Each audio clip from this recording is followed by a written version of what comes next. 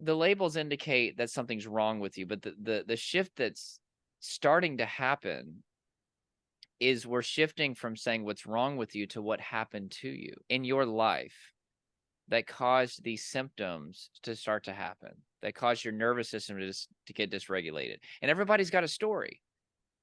Every single day I sit across from people and they tell me I went through this thing, and then I lost this person, and then, this happened to me and I didn't know how to deal with it. And then my sleep started getting messed up, and this thing and this thing and this thing. And then I had a bad drug experience, or then this thing and this thing and this thing. And I'm like, well, no wonder your nervous system is dysregulated.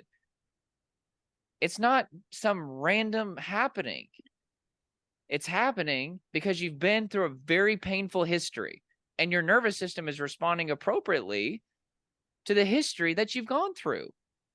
And so rather than pathologizing you and giving all these labels, why don't we just accept that your body is responding exactly as it's designed to in the state that you're in?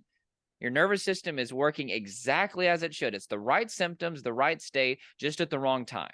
You're in a threat response when there is no threat. And why don't we focus on doing things to convey safety to the body until you're out of these symptoms? That's what recovery looks like.